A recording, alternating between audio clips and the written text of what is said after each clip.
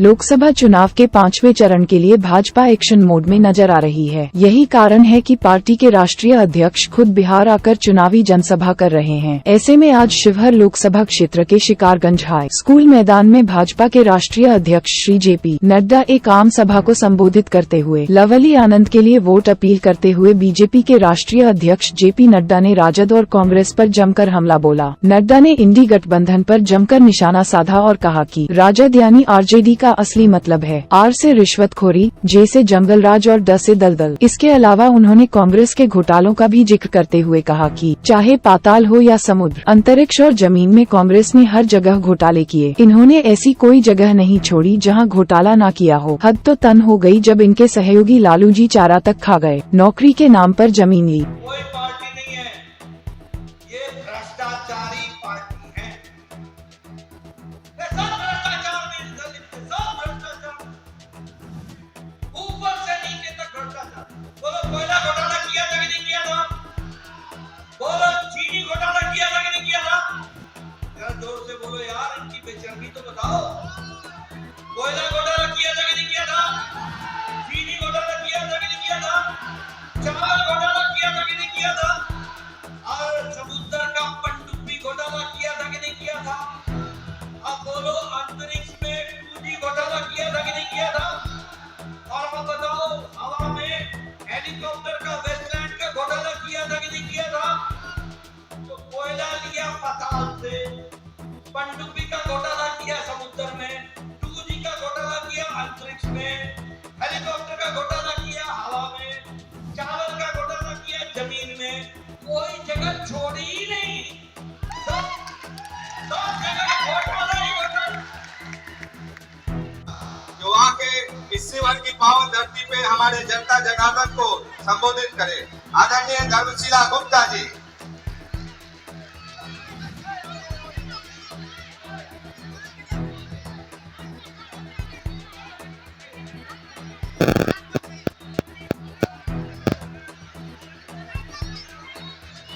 सबसे पहले शिवहर लोकसभा शिवहर जिला की पुण्य भूमि को प्रणाम करती हूँ और सभी पिछले 10 वर्षों में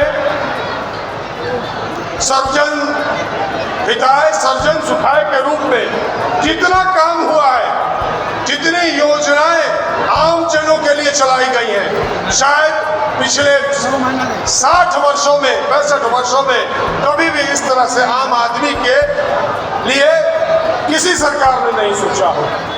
और ये सोच सिर्फ एक व्यक्ति के नेतृत्व में है। मोदी जी का संकल्प है, और मोदी जी का संकल्प है कि आपका बिजली का बिल अगले 5 साल में 0 हो जाएगा, 0 हो जाएगा, 0।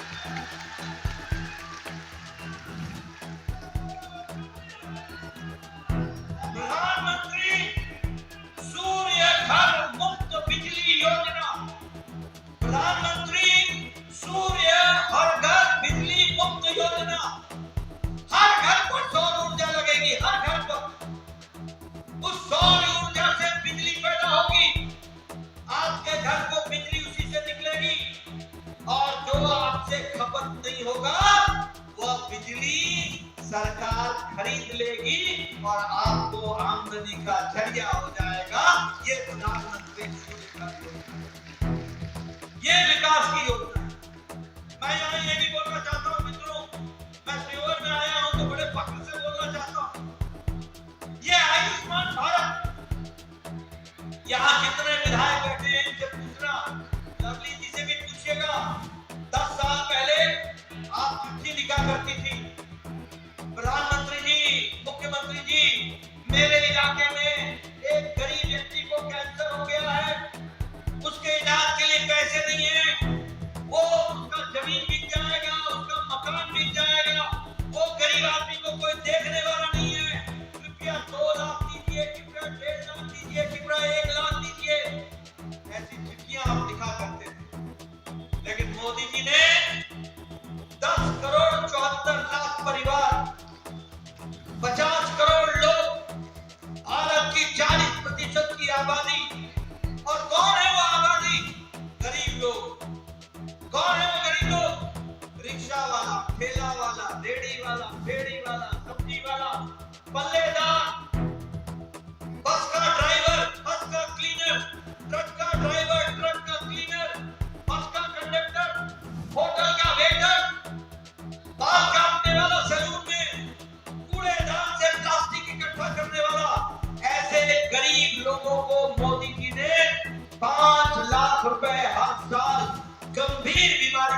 चढ़ने के इलाज के लिए पैसा दिया, हर साल।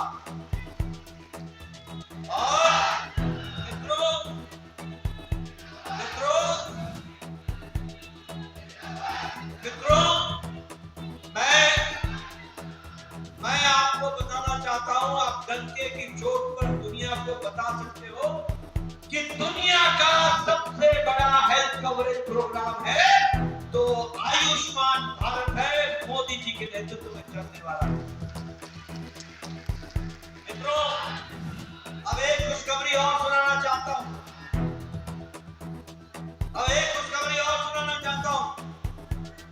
लवली आनंद जी को चुनाव जिता देना, 4 तारीख को मोदी जी फिर से प्रधानमंत्री बनेंगे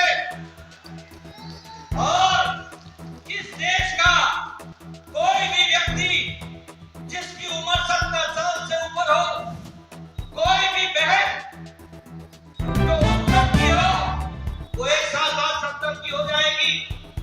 जो भी 70 साल से ऊपर का बहन होगी, माता होगी, बुजुर्ग होगा, उसको मोदी जी के तरफ से 5 लाख रुपए का सालाना आयुष्मान भारत में कवर किया जाए। कोई भी महिला, कोई भी बुजुर्ग, किसी भी जाति का, किसी भी धर्म का, किसी भी इलाके का, और सबसे बड़ी बात है कि किसी भी आमदनी का, अमीर हो या गरीब, 5 लाख रुपए का उसको हेल्थ कवर मिलेगा। ये आप यहाँ 70 साल के बाद तो इंश्योरेंस कंपनी भी किसी को हेल्थ का कवर नहीं देती, और मोदी जी 70 साल के बाद के लोगों को 5 लाख रुपए का सरकार की तरफ से विकास किया मुझे हेल्थ के लिए।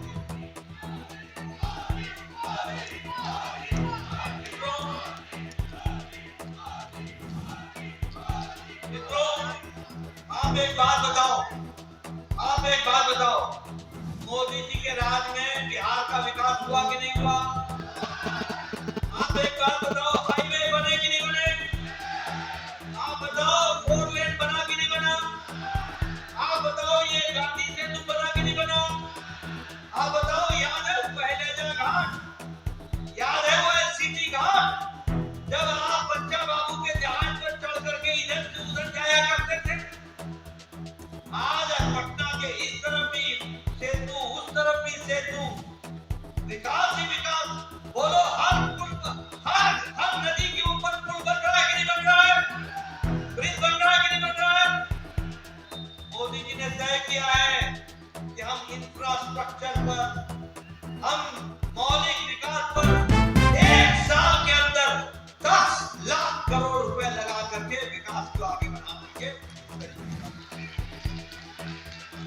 और आपको खुशी होगी कि ग्रांट डेट में बिहार को 3 लाख करोड़ रुपए देने का तय हुआ है। 3 लाख। आप बताइए, अब सीहोर में ट्रेन पहुंचने का इंतजाम हो रहा है कि नहीं हो रहा है? हो रहा है कि नहीं? लाइन बिछ रही है कि नहीं बिछ रही है? आपके इलाके से बड़े बड़े नाम रेल मंत्री बने, किसी ने सीहोर की चिंता की थी क्या? आज बजट में बिहार का बजट रेलवे में 9 गुना बढ़ा दिया गया, 9 गुना बढ़ा दिया। और बिहार में 8 मेडिकल कॉलेज खोले जा रहे हैं। नेशनल हाईवे राष्ट्र के परिवर्तन आ रहे हैं। ये 2 घटनाओं ने इस बात को साबित कर दिया है कि भारत की जनता ने, बिहार की जनता ने और सीहोर की जनता ने ये तय कर दिया है कि एक बार फिर और अब की बार मित्रों, मैं एक बात और आपको बताना चाहता हूं। आज कोरोना की मार के बाद और यूक्रेन युद्ध के बाद अमेरिका की अर्थव्यवस्था लड़खड़ा गई है, यूरोप की अर्थव्यवस्था लड़खड़ा गई है।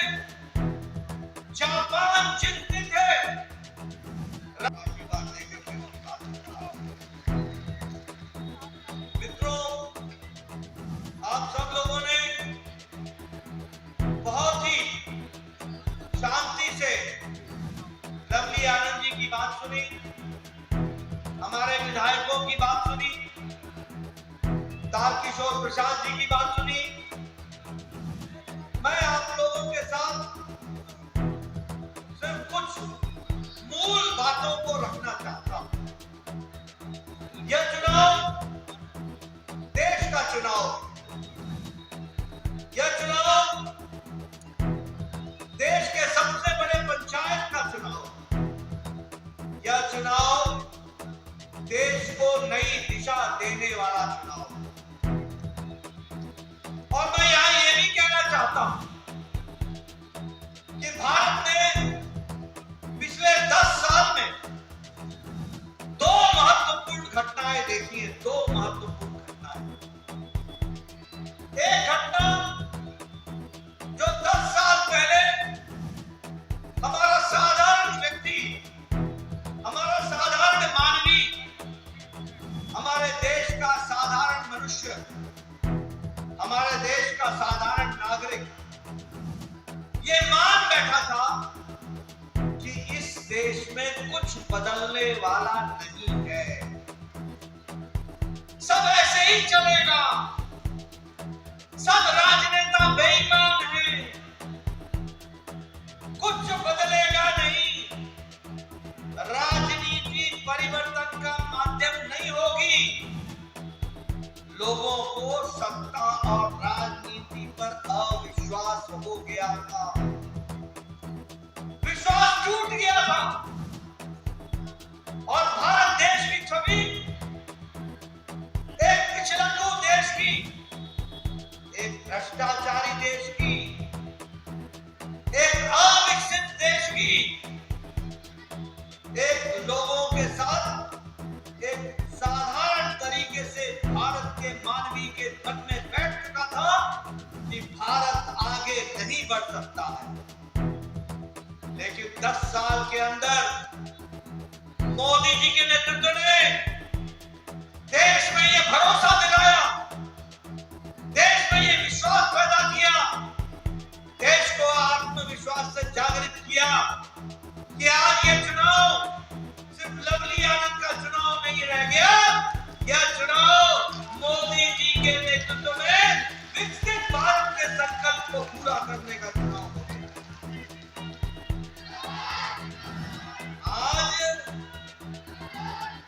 आज साधारण आदमी विकसित भारत के संकल्प को लेकर के चल रहा है। ये बदलता भारत 10 साल पहले राजनीति होती थी, वह राजनीति होती थी जाति, वह राजनीति होती थी धर्म की। जाति को जाति से लड़ाओ, धर्म को धर्म से लड़ाओ, तुष्टीकरण करो, वोट बैंक की राजनीति करो और वोट बैंक की राजनीति करके अपने आप को सत्ता पर बैठाओ और फिर उसके बाद अपने परिवार और अपनी जाति की चिंता करो। यह राजनीति का खतरा था, ये राजनीति का तरीका था। लेकिन 10 साल के अंदर मोदी जी ने विधायक श्री पवन जायसवाल जी, राणा रणधीर सिंह जी, मंच पर आसीन मोतीलाल प्रसाद जी, हमारे सम्मानीय विधायक हैं, सम्मानीय सांसद बहन धर्मशिला गुप्ता जी, सम्मानीय अध्यक्ष राजेश तिवारी जी, सरोज रंजन पटेल जी, सम्मानीय पूर्व विधायक नगीना देवी जी, मंजू देवी जी, सिद्धार्थ संधू जी, अंशुमन जी, राकेश यादव जी, बचपना से एनडीए के तमाम सभी सम्मानीय हमारे नेतागण और इस चिलचिलाती धूप में इतनी बड़ी संख्या में उपस्थित हमारे मालिकों, हमारी बहनें, नौजवान साथियों और मीडिया के मित्रों, दिवाली यूं ही नहीं बन गई, दिया को रात भर जलना पड़ा है। यशस्वी प्रधानमंत्री नरेंद्र विगत 10 वर्षों में लगातार उन्होंने भारत को एक विकसित भारत के निर्माण के लिए जो तपस्या की है और उनकी जो सोच रही है कि आने वाले स्वाधीनता के शताब्दी वर्ष में हम एक विकसित भारत का निर्माण करेंगे। मित्रों, बिहार दवाई को आने में 30 साल लग गए। इस देश में डिप्थेरिया की दवाई को आने में 25 से 30 साल लग गए। इस देश में जापानी बुखार, जापानीज इंसेफ्लाइटिस, जिससे हमारे बच्चे मुजफ्फरपुर में त्रस्त होते थे, उसकी दवा को आने में 100 साल लग गए। 100 साल। 1906 में दवा बनी थी जापान में, 2006 में भारत में आई।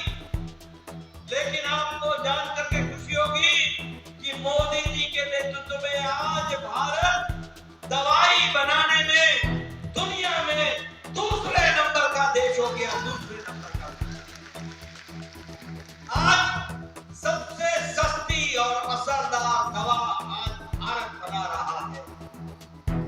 और आपको जानकर खुशी होगी कि कोरोना में मोदी जी ने पहला 27 जनवरी को कोरोना 2020 में केस डिटेक्ट हुआ था।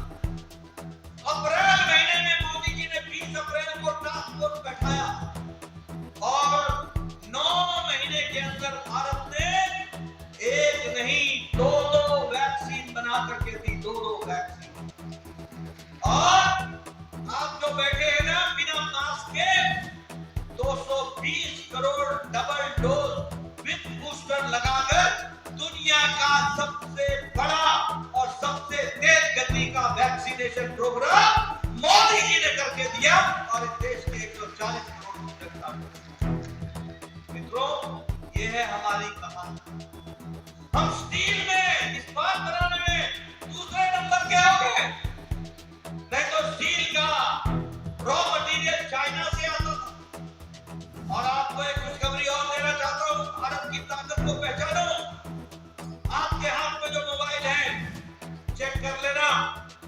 10 साल पहले इस मोबाइल पर लिखा होता था मेड इन चाइना। इस मोबाइल पे लिखा होता था मेड इन कोरिया। इस मोबाइल पे लिखा होता था मेड इन ताइवान। इस मोबाइल पे लिखा होता था मेड इन जापान। आज आपके मोबाइल पे लिखा है मेड इन इंडिया। आज 97% मोबाइल भारत में बन रहा है। 97% मोबाइल दुनिया का दूसरे नंबर का मोबाइल बनाने वाला देश बन गया। ये 10 साल के अंदर आपके हाथ में आत्मनिर्भर भारत खड़ा है।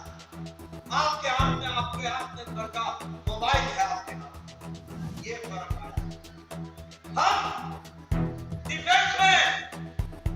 हम डिफेंस में बुलेट प्रूफ जैकेट नहीं था हमारे पास।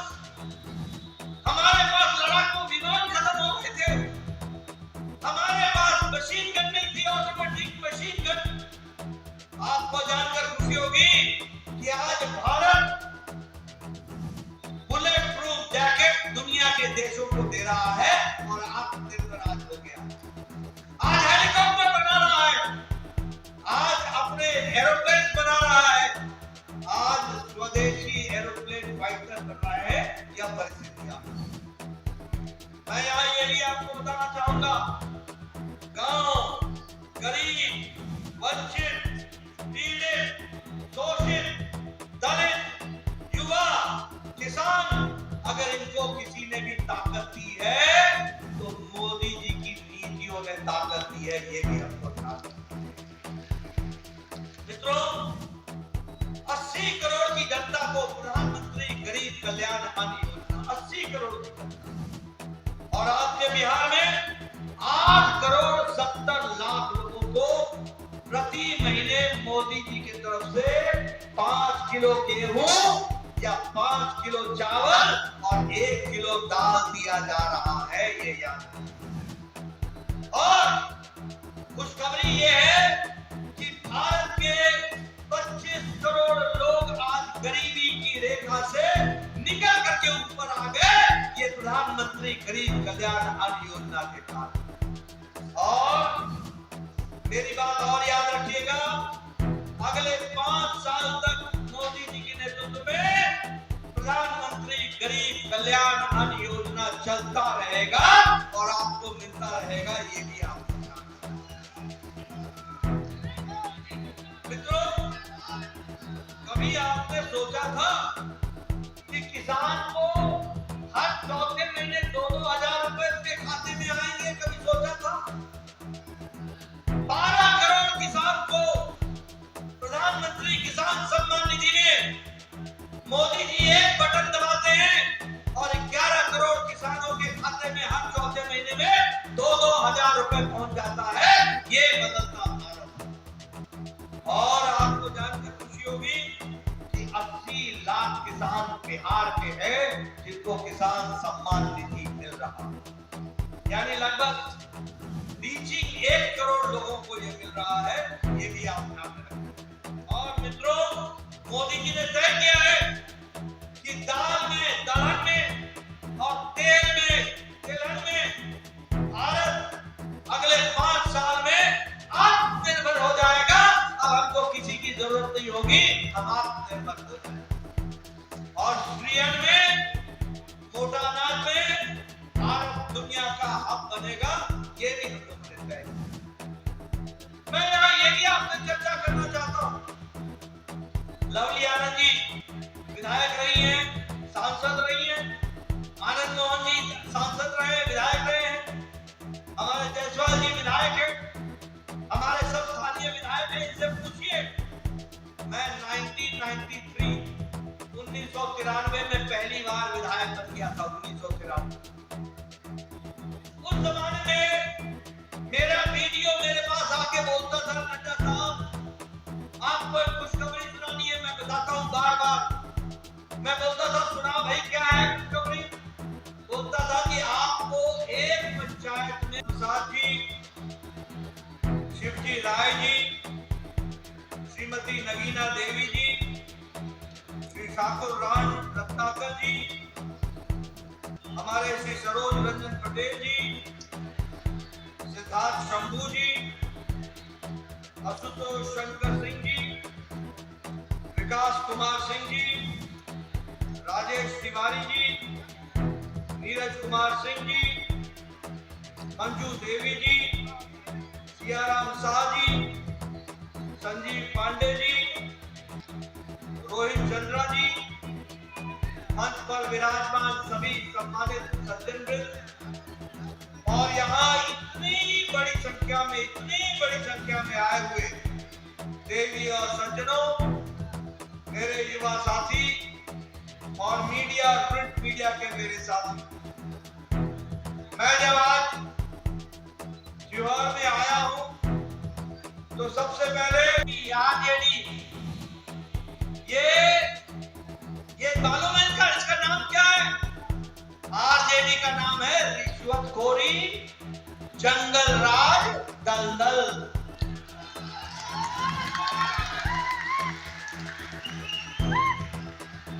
बहुत रिश्वतखोरी, पैसा पैसा पैसा कमाओ, कमीशन, जब वो जंगल राज। और ये दल नहीं है, दलदल है, दलदल दलदल। आप बताइए, लोग भूल जाते हैं, ये तेल बिलावल लठिया भाजन रैली हुई थी कि नहीं हुई थी? बोलो 2003 में हुई थी कि नहीं हुई थी? भूल गए आप लोग? अरे भैया, मैं बिहार का ही रहने वाला था। तेल बिलावल लठिया भाजन, ऐसे लोग आजकल बोलते हैं हम नौकरी देंगे, नौकरी देंगे। अरे ये तुम नौकरी देंगे ये इसलिए बोलते हो क्योंकि मोदी जी ने आज रिपोर्ट कार्ड की राजनीति कर दी। अब पर चटिया गया था, आज नौकरी के बदले जमीन हड़पी कि नहीं हड़पी? ऐसी नौकरी लेनी है क्या? ऐसी नौकरी लेनी है क्या? ऐसी नौकरी देगी ये आरजेडी, ऐसी नौकरी देगी। नौकरी के जगह पर गरीबों की जमीन। ये घोटालेबाज। आप बताओ, अरविंद केजरीवाल ने घोटाला किया कि नहीं किया? शराब का घोटाला किया कि नहीं किया? दवाई का घोटाला किया कि नहीं किया?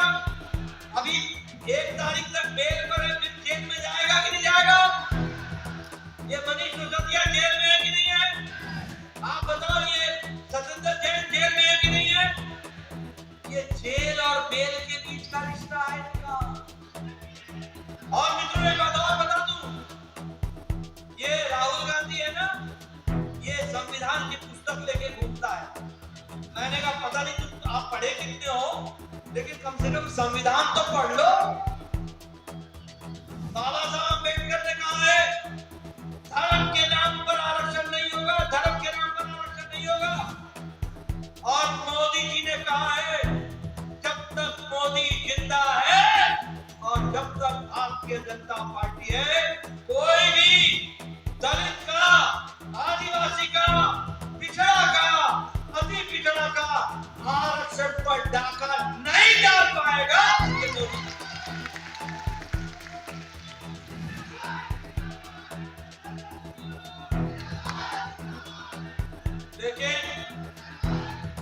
लेकिन राहुल गांधी बोलते